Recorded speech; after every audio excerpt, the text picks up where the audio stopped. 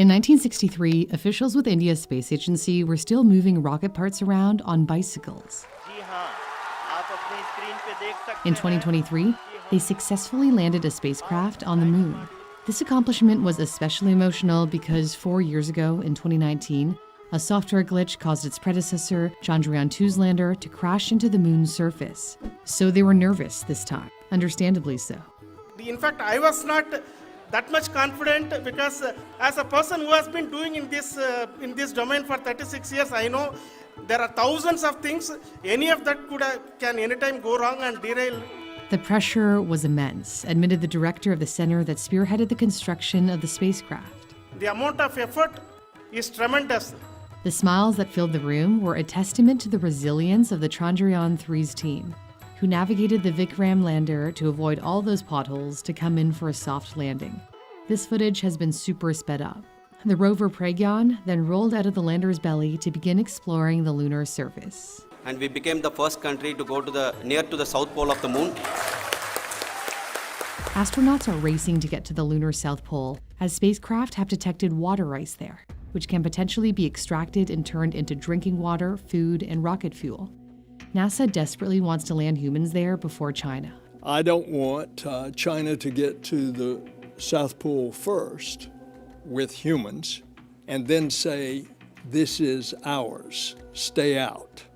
While China has succeeded Russia as the most significant rival to American influence in space, India is emerging as a force to be reckoned with. India's small and scrappy space agency is growing more powerful by the day. It started off small by launching satellites after establishing its space program in 1962, 4 years after NASA, under the leadership of the late physicist Dr. Vikram Sarabhai. The lunar lander Vikram was named in his honor, a tribute to his vision, which he described this way. There are some who question the relevance of space activities in a developing nation. To us, there is no ambiguity of purpose. We must be second to none in the application of advanced technologies to the real problems of man and society. Initially, India's space agency, which later evolved into ISRO, collaborated with multiple countries.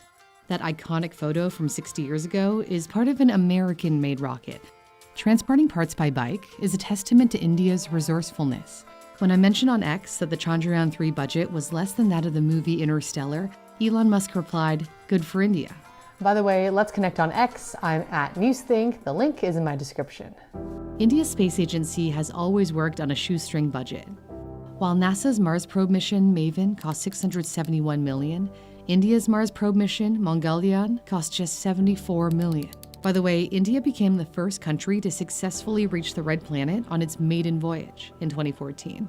The entire Indian Department of Space budget for 2023 is $1.5 billion for both civilian and military use, a fraction of NASA's $25 billion budget or the U.S. Space Force's $26 billion budget. To be fair, NASA's much larger budget is a reflection of its size and accomplishments. They've got astronauts in orbit. The U.S. is the only country to have landed astronauts on the moon, albeit the last time was in 1972. And they're now trying to send humans back to the moon and one day to Mars. Although the U.S. spends more on space as a percentage of GDP than India, compare America's 0.28% to India's 0.04%, it's much less than what NASA spent during the glory days, which was over 4% of the total U.S. budget. For India, doing more with less is possible because of its cheap labor market, where aerospace engineers might just earn $1,000 a month, which is not even minimum wage in America. A lot of the technology used by ISRO is also developed in its own country rather than being imported. It used to rely on the French space agency CNS to supply parts for its liquid-fueled rocket engine Vigus, which powers various ISRO launch vehicles. But now the engine is made in Mumbai by the company Godrej Aerospace in a suburb of the sprawling city. It takes about 5 months to create an engine, and then it's shipped to ISRO by road at a careful pace of 20 kilometers an hour or 12 miles an hour, taking 2 weeks to go from Mumbai to ISRO's Vikram Sarabhai Space Center in Tiruvananthapuram. Another way India keeps its space agency light and nimble is through shared launches. Think rideshare with other countries in the space industry, where multiple payloads, usually satellites, hitch a ride on a single launch, reducing India's overall costs. ISRO has had commendable successes until now, but landing on the moon has marked a monumental leap for the nation, showing its capabilities on the global stage. We will be now looking at putting the man in space, putting a spacecraft around Venus, and landing a craft in Mars. India has actually never sent people to space on its own. An Indian astronaut, or Vyomanaut as they call them, flew into orbit on a Soviet rocket in 1984. India is preparing its first astronaut mission called Gaganyaan, which aims to send 3 astronauts into orbit on its own spacecraft. But the mission has faced delays, and ISRO hasn't announced a date for it. As the curtains drew to a close on the 20th century, the Cold War space race gave way to a new race. The US remains the dominant player, with private companies, notably SpaceX, shaping the landscape of space exploration. China is watching SpaceX's every move and aims to create its own answer to SpaceX's fully reusable rocket Starship. Russia now lags behind, symbolized by its lunar lander crashing into the moon mere days before India's triumph. India may have been late getting into the game, but it has proven it has plenty of potential. We will continue to do our best and make our flag fly, ISRO's as well as India's flag fly high. Thank you very much. One of my favorite parts of a successful mission is seeing the team's reaction.